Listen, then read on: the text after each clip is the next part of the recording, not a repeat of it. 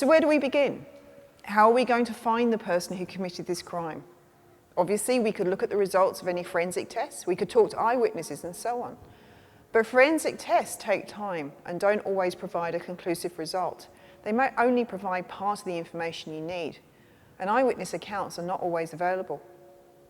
Now, obviously, in our case, we have some eyewitnesses, and we will return to consider eyewitness evidence shortly in a future episode. But let's start by trying to identify the suspect from what we know about the crime itself. This is called offender profiling, and one famous example of profiling is in the case of the Washington snipers. Between the 2nd and the 22nd of October in 2002, 10 people were murdered and a further 3 wounded in Maryland, Virginia, and in Washington, D.C. in the United States of America. All victims were shot at a distance with a single rifle shot, and every time the killers disappeared in amongst the confusion that resulted. The shootings appeared random.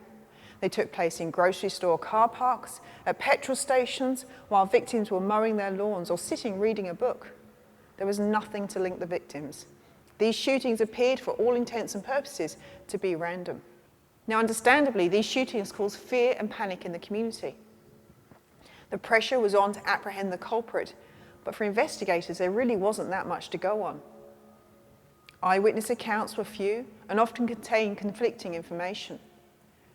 The media was incredibly interested in this case, and many were called on to give their opinion as to who it was that was committing these crimes. Those who commented ranged from forensic psychologists to criminologists, to homicide detectives to self-taught and FBI-trained criminal profilers.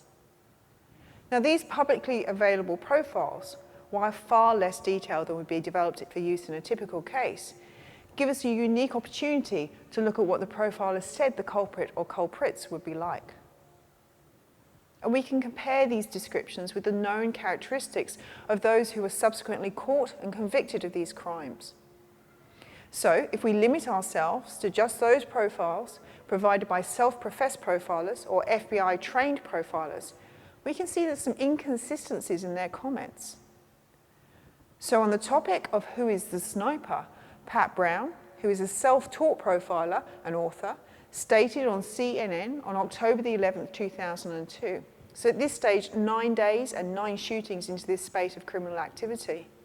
This guy is a psychopath. He's involved in power control, and he might like Rambo movies, Arnold Schwarzenegger, anything that gives him the feeling of power that he controls the universe. 5 days later, on October 16th, 2002, Candice DeLong, a retired FBI agent and field profiler, was quoted in the New York Times as stating the following. I see him into all this stealth ninja stuff, walking around with a swagger, used to bossing people around, maybe a fireman or a construction worker. So here we are starting to get a picture of what the perpetrator is like, and note that both suggest that it's a single person who's committing these crimes. We're also starting to get a hint of their possible occupation. Greg McCrary, a former profiler and instructor at the FBI Academy's profiling unit, is quoted in the Washington Post on October the 23rd, the day after what turned out to be the final shooting, as drawing on the demographic makeup of the Washington region to suggest the following. When you break down the demographics of the Washington region, there's a statistical probability that the sniper is a white man. Now, in terms of the geographical location of the perpetrator's home, Robert Ressler, a former FBI profiler, commented on CNN on October the 18th, 2002, that it is clear that this individual, and in my opinion these individuals, were going to stay in the major metropolitan Washington area, which tells me that they're residents. These people are long-term residents. Now note, in this profile, Ressler makes it clear that he thinks there's more than one person involved in committing these crimes. And this is different to the assumptions made by Brown, DeLong and McCrary in their profiles. Brown publicly disagreed with Ressler and said on CBS on October the 22nd, 2002, I have surmised from the beginning that he probably lives in somewhere about 3 miles from the Olney, Maryland area. So from these few excerpts of the many profiles offered by trained and self-taught profilers, we can see that there are inconsistencies. The same information has not led to an agreed-on perspective of the probable characteristics of the offender. For example, in this case, the profilers cannot agree if it is a single individual or multiple people, or indeed where that person or people are likely to live.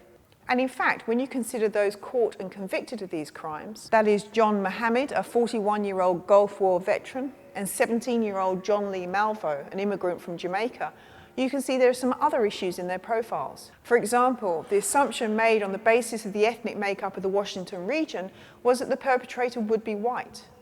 They were also not firemen or construction workers, and no comment was ever made in regard to their love of otherwise of Rambo movies. So why the mismatch? Well, perhaps we've biased our sample by only showing you those profiles that got it wrong.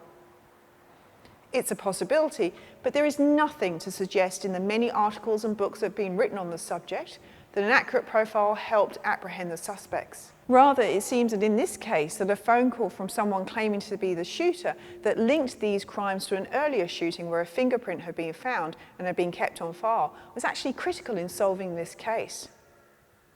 Maybe the profiles offered differed because of the point at which they were made.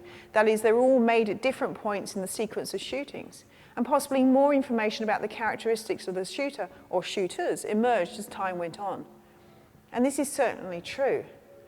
But there was a startling consistency in the way that these crimes were committed, the modus operandi, if you like, that didn't seem to evolve over the course of the crime sequence. It's also fair to say that at this point in time, these were unusual crimes, and so profilers, like the police, really didn't have that much to go on. It's hard to comment on what a perpetrator who commits this sort of crime is going to be like when you don't have instances or examples where this sort of crime or this type of sequence has been seen before. So now let's consider how profiling, in perhaps more typical crimes, might assist in investigations.